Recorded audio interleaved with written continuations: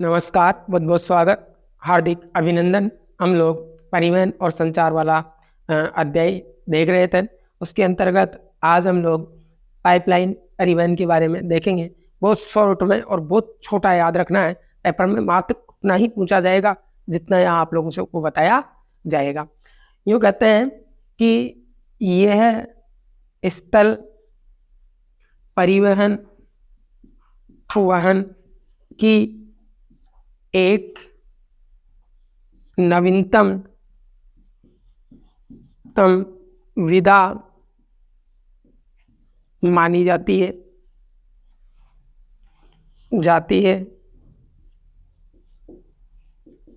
ये स्थल परिवहन की एक नवीनतम विधा मानी जा सकती है। हम स्थल परिवहन की जहाँ बात करने वाले हैं, स्थल परिवहन के अंतर्गत एक नवीनतम जो परिवहन हो सकता है वो स्थल परिवहन है। और स्थल परिवहन के अंतर्गत हम लोगों ने पढ़ा था सड़क परिवहन, रेल परिवहन, और रेल परिवहन के अलावा ये नवीनतम जो परिवहन का साधन है ये पाइपलाइन परिवहन माना जा सकता है। यूँ कहते हैं कि प्रारंभिक समय के अंतर्गत पाइपलाइन परिवहन की लागत ज़्यादा आ सकती है। यहाँ पाइपों के माध्यम से या पाइपलाइन परिवहन के माध्यम से यहाँ पाइपलाइन परिवहन के माध्यम से प्रमुख तरल पदार्थों को या गैसीय पदार्थों को एक स्थान से दूसरे स्थान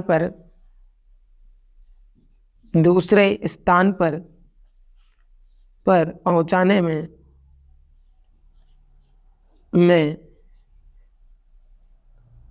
काम लिया जा सकता है। ये जो पाइपलाइन परिवहन है, पाइपलाइन गैस एवं तरल पदार्थों को लंबी दूरी तक परिवहन हेतु अत्यधिक सुविधाजनक और सक्षम बनाने की जो प्रणाली है, अत्यधिक सुविधाजनक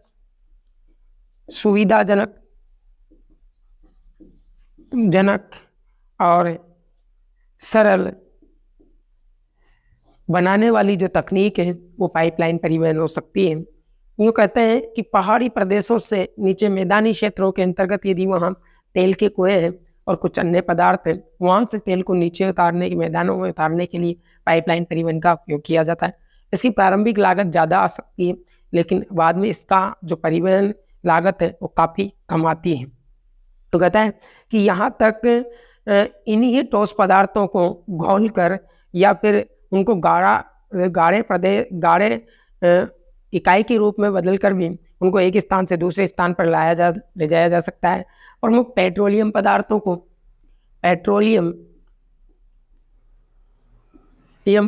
को या गैसीय पदार्थों को एक स्थान से दूसरे स्थान पर लाने ले जाने का जो माध्यम है ये मुख्य तौर पर पाइपलाइन परिवहन हो सकता है। इसके लिए मुख्य तौर पर ऑयल इंडिया लिमिटेड की ऑयल इंडिया लिमिटेड ILO की OIL की स्थापना की गई। ऑयल इंडिया लिमिटेड की स्थापना की गई जो कच्चे तेल और प्राकृतिक गैस के अन्वेषण और उत्पादन और परिवहन में संलग्न माना जा सकता है। इसे 1959 में एक कंपनी के रूप में स्थापित किया गया था। तो OIL ऑयल इंडिया लिमिटेड की जो स्थापना है वो मुख्य तौर पर 1959 में मानी जा सकती है। एक कंपनी के रूप में इसे स्थापित किया गया था। एशिया की पहली 1100 एशिया की भारत की नहीं, हम एशिया की बात करते हैं। 1157 किमी लंबी गैस पाइपलाइन बिछाई गई। इसके द्वारा असम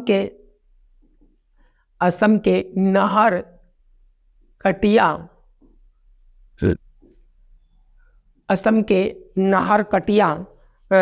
असम के नाहरकटिया तेल क्षेत्र से बरौनी बिहार तक ये पाइपलाइन बिछाई गई। ये एशिया की पहली सबसे लंबी मानी जा सकती है। ILO इसे आयल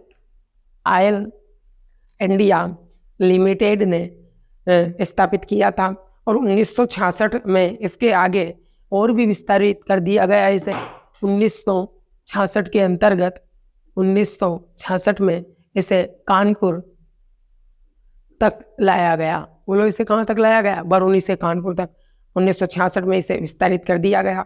पश्चिमी भारत में एक दूसरे से विस्तृत पाइपलाइन का एक महत्वपूर्ण नेटवर्क माना जा सकता है, जिसमें हम लोग यहाँ तक हम लोग बात कर लें अंकलेश्वर से कोयली तक, अंकलेश्वर बस ये नाम याद रखने, अंकलेश्वर से कोयली, अंकलेश्वर से कोयली तक या मुंबई हाई तक, ये लो मुंबई हाई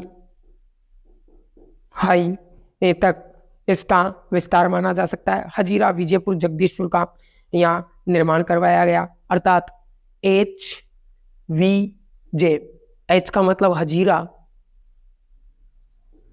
हजीरा विजयपुर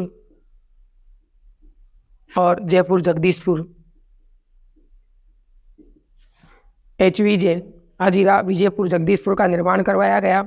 इसकी जो लंबाई मानी जा सकती है पाइपलाइन, ये 1256 किमी है, जो 1157 किमी से ज़्यादा लंबी मानी जा सकती है। एक पाइपलाइन जो परिवहन है सलाया गुजरात से, कहाँ से? सलाया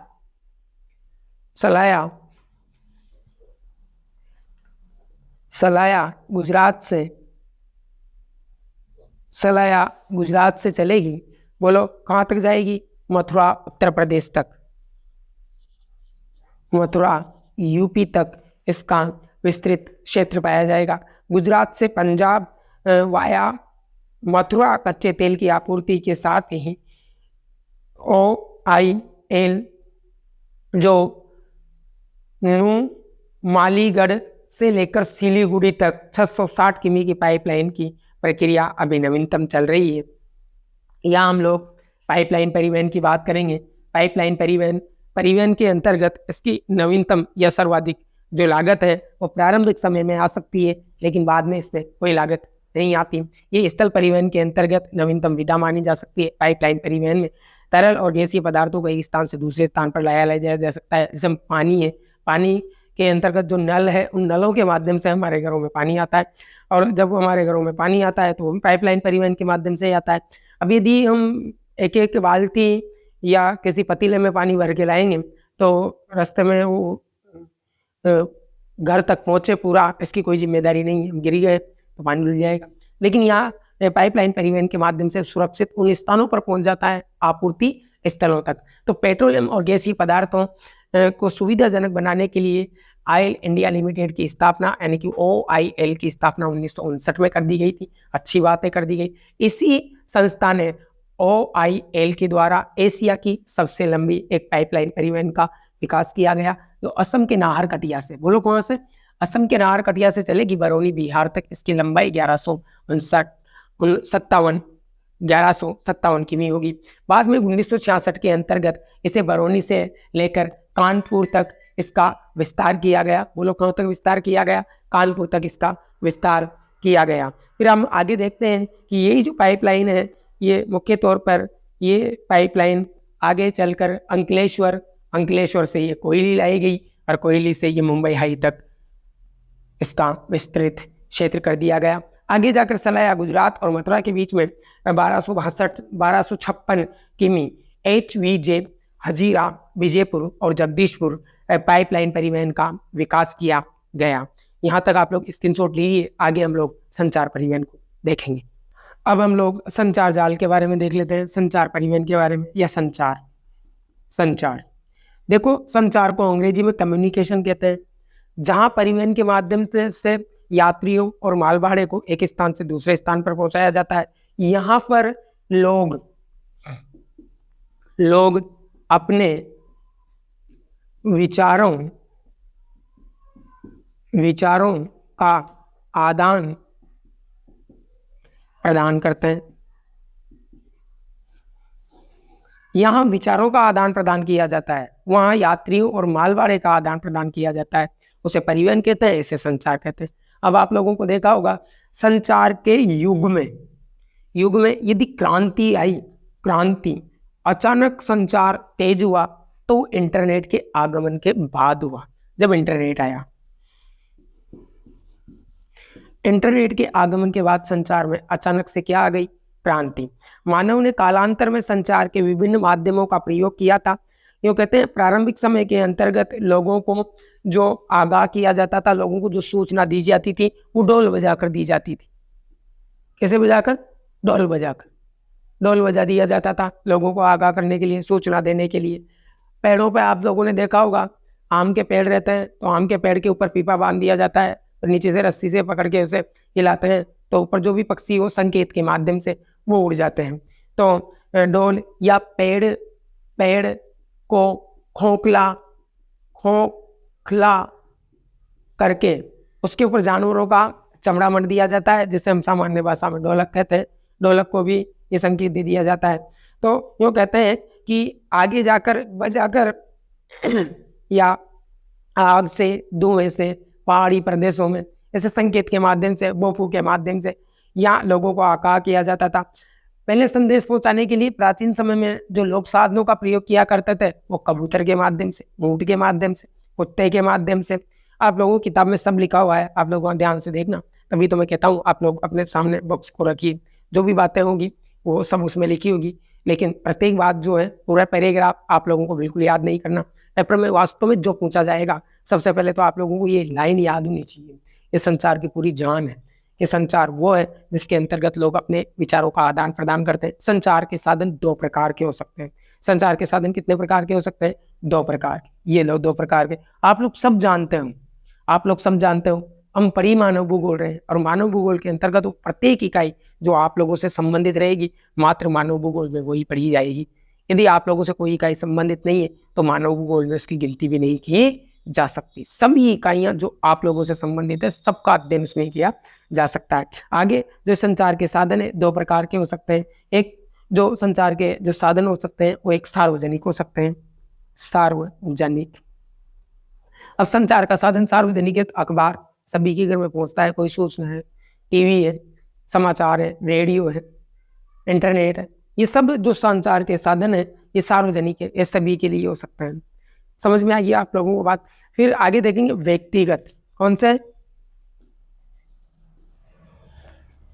व्यक्तिगत परिवहन के, व्यक्तिगत संचार के साधन। अब व्यक्तिगत संचार के साधन कौन से हो सकते हैं? जिसमें एक व्यक्ति दूसरे व्यक्ति को स्पेशल या एकदम सीक्रेट मैसेज भेजे, जैसे कि मोबाइल फोन, पता है आप लोगों, व्हाट्सएप, FB जिसे आप लोग चलाते हो, ट्विटर। ये जो संचार के साधन हो सकते हैं, एक व्यक्ति से दूसरे व्यक्ति तक ही सूचना जाए, और जब एक सूचना पूरे क्षेत्र में प्रसारित हो जाए, जैसे लॉकडाउन की सूचना भारत के प्रधानमंत्री ने डायरेक्ट टीवी पे दी थी कि आज भारत में संपूर्ण लॉकडाउन है, तो ये सूचना पूरे भारत में एक साथ सार्वजनिक हो गई। ये सार्वजनिक संचार के साधन। बस यहाँ यही संचार पूरा खत्म है। बस ये चार बातें आप लोगों को याद रखनी है, बाकी ये संचार की ये परिभाषा याद रखनी है। ढोल बजा के देते थे, कुत्ते के माध्यम से देते थे, ऊँट के माध्यम से देते थे, लेटर, पत्र, चिट्ठी, कबूतर के माध्यम से भेजते थे। ऐसे कोई एग्जामिनर पर्सन बनाता भी नहीं है और पेपर में क्वेश्चन आता भी नहीं है। यहाँ सब संचार के साधन है वो हम अलग अलग भागों में देख सकते हैं। व्यक्तिगत संचार के जो साधन है वो इंटरनेट में सर्वाधिक प्रभावी माने जा सकते हैं। नगरीय क्षेत्रों में इनका उपयोग व्यापक रूप से किया जाता है। आजकल ग्रामीण क्षेत्रों में भी संचार के साधनों का काफी विकास हो गया है। प्रत्येक व्यक्ति बंदा यहाँ तक कि भिखारी भी अपने पास मोबाइल फोन रखता है, उसके फोन करके कहता है कि तू कहाँ भीख मांग रहा है, कि मैं यहाँ चौराहे पे हूँ, अगले पे आजा, काफी नहीं भीड़ आई है, वहाँ मांगेंगे दोनों मिलके। तो ऐसे है। तो उपयोगकर्ता को ईमेल के माध्यम से ज्ञान हो सकता है, सूचना दुनिया में सीधे पहुंचाने में सहायक हो सकते हैं। ऐसे काफी नए सारे प्रकार के साधन चले हुए हैं जिनको आप लोग युवा पीढ़ी के बच्चे हम नहीं जानते होंगे, इससे कहीं ज्यादा आप लोग जानते हो संचार के साधनों के बारे में। यहाँ से क्वेश्चन बहुत बड़ा मेजर बनता नहीं है, 2 नंबर का क्वेश्चन बनेगा, 1 नंबर का, तो आप लोगों को 2 लाइन में इसका जवाब दे देना है। इंटरनेट के विभिन्न पदों में विस्तारित जानकारी के बारे में हम लोग कुछ और आंकड़ों की बात कर लेते हैं, जैसे कि जनतंत्र की। सबसे पहले हम रेडियो की बात करते हैं। यहाँ तक स्क्रीनशॉट लीजिए आप लोग।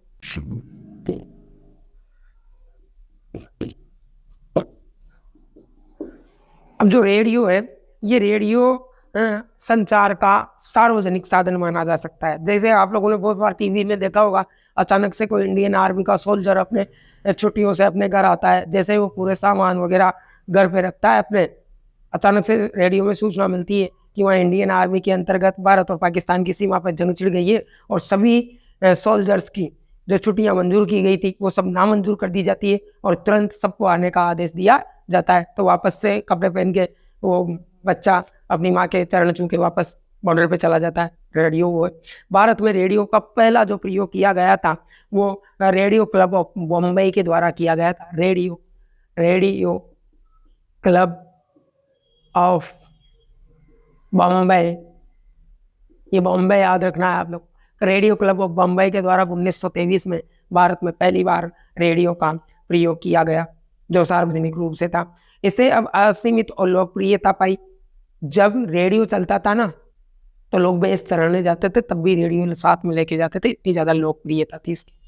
शहर में नहीं, ग्रामीण क्षेत्रों के अंतर्गत प्रत्येक घर के अंतर्गत जो सेल से चलता था रेडियो, प्रत्येक घर में मिलते थे और इतनी ज़्यादा लोकप्रियता हासिल कर रखी थी। सामाजिक क्षेत्र के अंतर्गत सांस्कृतिक जीवन में आज वर्तमान में लगातार परिवर्तन होता जा रहा है। पहले सिनेमाघर भी बहुत ज़्यादा हुआ करते थे, लेकिन आज आप लोगों के पास ये व्यक्तिगत संचार का साधन मोबाइल के आ जाने से सभी प्रकार के परिवहन के साधन अपना अस्तित्व खो चुके हैं। नए नए नवीनतम परिवहन के साधनों का विकास हुआ है।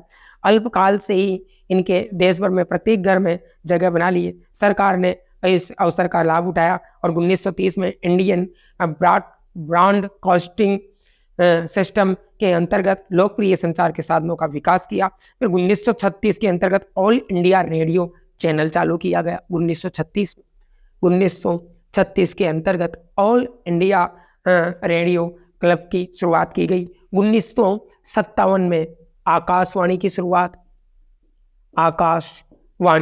शुरुआत कर दी गई, जिसने शिक्षा जगत, सूचना जगत के अंतर्गत क्रांति ला दी।